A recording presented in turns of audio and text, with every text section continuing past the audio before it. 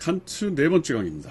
우리가 지금 이 책, 윤리형이사항이라고 하는 책에 법이론에 관련된 부분을 보고 있고, 지난 시간에 그 사법과 공법으로 이게 두 파트로 나눠져 있고, 사법에서는 주로 이제 소유권에 관련된 얘기가 나왔고, 그 다음 공법에서 그런 소유권을 인정하고 보호해 줄 수 있는 국가의 필요성에 대한 얘기를 시작한다고 그랬어요. 그래서 그 시작이 어디냐면, 그 사법의 마지막 부분, 넘버링으로 41번, 페이지로 255페이지부터 시작한다고 그랬어요. 거기에 요 두 페이지가 한 255페이지에서 258페이지까지 논의가 별거 아닌 것 같지만 상당히 중요해요. 국가론이 시작되는 파트입니다. 보면 이렇게 봅시다. 읽어봅시다. 법적 상태는 그 아래에서만 각자 자기의 권리를 나눠 갖게 되는 조건들을 하면은 인간 상호 간의 관계이다. 그리고 이 관계를 가능하게 하는 형식적인 원리가 보편적으로 법칙 수립하는 의지의 이념에 따라 보자면 공적 정의라고 일컬어진다. 이 정의는 법칙에 따라 대상들의 점유 가능성과 또는 현실성과 또는 필요성과 관련하여 보호적 정의, 교호적인 취득의 정의, 그 다음에 분배적 정의로 구분될 수 있다. 벌써 이게 약간 그 보호적 정의, 취득적 정의, 분배적 정의 이런 게 제 눈에는 약간 벌써 이때부터 뭐예요? 입법, 사법, 행정 같은 그런 그 권력의 분립을 얘기하고 있는 거예요. 들어준 눈에 보여요. 여기 지금 보면 257페이지 뭐라고 돼 있냐면 첫 번째와 두 번째 상태를 사법의 상태라고 한다면 뒤의 상태는 공법의 상태라고 부를 수 있다. 공법이 저 사법에서 생각할 수 있는 것보다 더 많은 것 또는 인간들 사이에 다른 의무들을 함유하고 있지는 않다. 사법의 실질적인 내용과 진료는 양자에 있어서 아주 동일하다. 그러므로 후자의 법칙들은 단지 인간의 공존의 법적 형식에 관한 것뿐이므로 이 형식과 관련하여 법칙들은 필연적으로 공적인 법칙들로 생각되지 않으면 안 된다. 뭐 말이 이렇게 좀 어려워. 이거 참 평생 글만 쓰고 노는 사람이라 칸트부터 시작되면 이제 말이 좀 어려워지기 시작합니다. 응? 자, 그 다음에 256페이지 다시 또 가면 이 야만 상태와 법적인 상태의 구분을 얘기합니다. 비법적인 상태, 중간입니다. 비법적인 상태, 다시 말해 어떤 분배적 정의도 없는 그러한 상태를 자연 상태라고 일컫는다. 그러니까 자연 상태는 법이 없는 상태예요.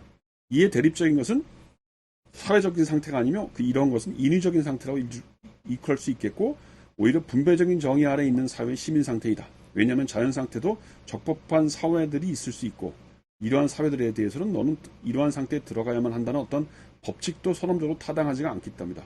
법적 상태에 대해서는 서로 법적인 관계에 들어올 수 있는 사람들은 이러한 상태에 들어서야만 한다고 말할 수 있는 바이지만 말이다.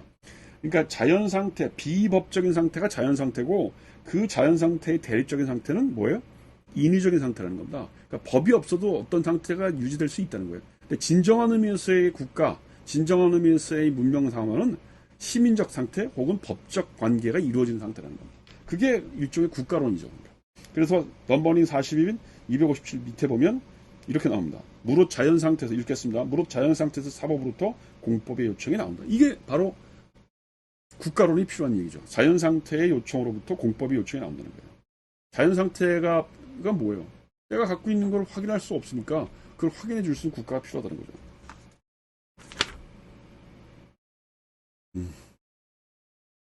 이러한 것의 근거는 외적인 관계에서 폭력과 대치한 법의 개념으로부터 분석되어 전개될 수 있다. 그러니까 홉스하고 좀 다른 거죠. 그러니까 홉스의 경우에는 물론 법도 있지만 강력한 어떤 권력, 힘으로 인해서 말 안 들어놓으면 가만 안 두겠다 이런 거라면 국가의 모습이, 칸트한테는 국가의 전형적인 모습이 뭐냐면 법의 상태라는 겁니다. 법. 그래서 이제 법이론 2편 공법 이렇게 나오죠. 이제 공법이란 말이 이렇게 쭉 나와요. 여기 이렇게. 그러면 이제 앞에 사법이 끝나고 이제 공법이 나오면서 1절이 국가법이에요. 1절이 국가법이고 그 다음이 뭐예요? 2절이 뭐예요? 2절이 국제법이죠. 1절이 국가법, 2절이 국제법, 3절이 뭐예요? 세계시민법 이렇게 나오는 거예요. 근데 이제 페이지 수로 보면 국가법이 제일 많이 나오는 거죠. 국가법.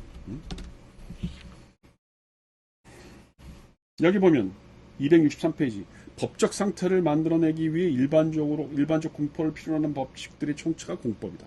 그러므로 공법은 한 국민, 다시 말해 다수의 인간들을 위한 또는 다수의 국민들을 위한 법칙들의 체계이다. 즉 하나의 헌정체제 헌법이 필요로 한 것이다. 상호관계 속에 있는 국민들 중에 개인들의 이러한 상태는 시민적 상태라고 일컬어지며 개인들의 전체는 그 자신의 구성원들과의 관계에서 국가라고 이루어진다. 그러니까 시민적 상태, 국가 이런 표현들이 나오는 겁니다.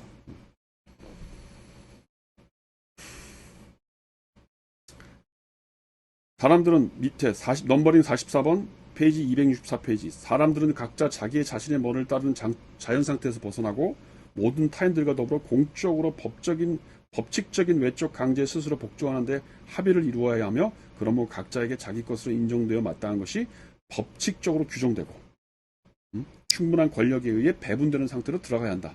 다시 말해 그는 모든 것에 앞서 시민적 상태로 들어가야만 한다. 같은 얘기도 여러 가지를 좀 반복하고 있는 겁니다. 그래서 이거를 근원적 계약이라고 해요. 근원적 계약. 이런 식의 이 어떤 자연 상태의 어떤 필요해서 법적 상태가 만들어지는 그 최초의 출발이 뭐예요? 그 근원적 계약이 맺어졌다고 얘기하는 겁니다. 그 다음에 넘버링 45번 국가란 법칙들 아래서의 다수의 인간들의 통일체이다.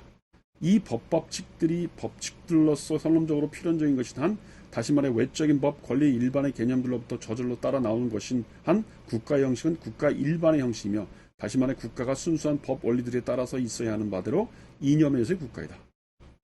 아유, 국가 어렵다. 그래서 이제 바로 밑에 보면 이 국가는 자기 안에 세 가지 권력을 갖고 있대. 삼중의 인격이 있대. 즉 뭐예요?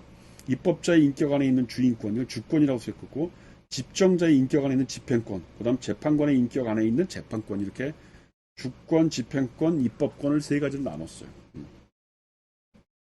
그렇지만 중요한 게 뭐냐면 267페이지 위에 오직 보편적으로 합일된 국민만이 법칙 수립적인 걸 수 있다. 그러니까 국민의 의지가 중요하다는 거죠.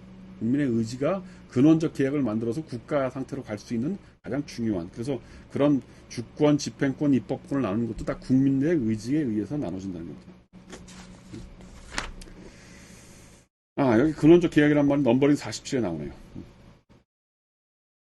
269페이지. 다시 말해 지시명령자의 복종들에 대한 관계를 함의한다. 국민 자신이 하나의 국가를 구성하는 행위는 그러나 본래 단지 그에 따라서만 국가의 정당성이 생각될 수 있는 국가의 이념인 것은 근원적 계약이다. 국가가 만들어진 것은 국민들의 의지고 그 근원적 계약이라고 한다는 겁니다.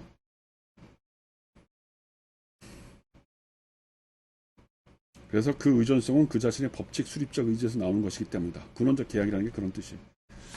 이걸 다 읽을 수는 없지만 이런 식으로 아까 지난 시간에 우리가 얘기했던 그 보편적 이념사 어쩌고 해서 그 명제 7인가 8 이런 것들의 논의가 바로 이제 이런 것을 통해서 잘 정당된다는 거예요.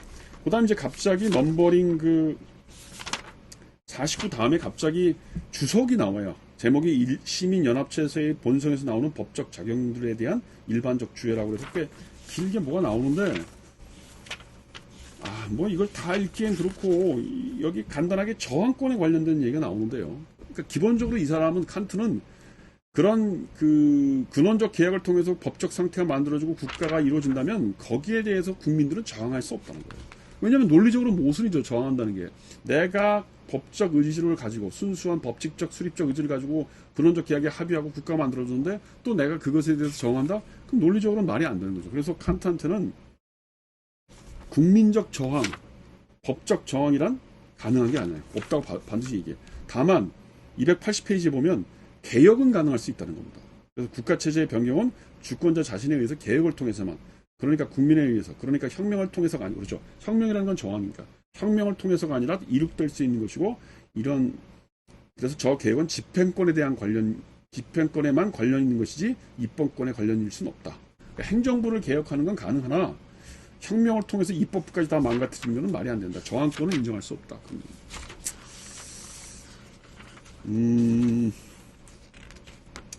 그 다음에 넘버링 52에 보면 이제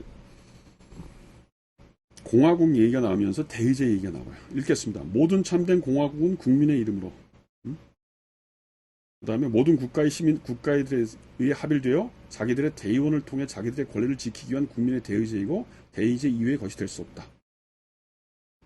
그러나 국가 원수가 인격으로 국왕이든 귀족계급이든 전체 국민이든 민주적 연합체든 간에 자신을 대표하게 되자마자 합일된 국민은 주권자를 하나 대표하는 것이 아니라 오히려 주권자 자체이다. 여기서 얘기하는 건 기본적으로 이제 공화국 체제를 얘기하는 건데, 칸트가 살고 있었던 당시는 아직도 그 군주제가 살아 있었으니까 지금 뭐라고 하냐면 국가 원수라고 하는 게 국왕이든 어쨌든 이렇게 얘기하는 거는 국왕의 존재를 인정해 주자는 겁니다. 그러나 기본적으로는 공화국, 법적인 것에 의해서 움직이는 그 형태가 돼야 된다고 하는 것을 보여주고 있는 거죠. 일단 여기서 끊겠습니다.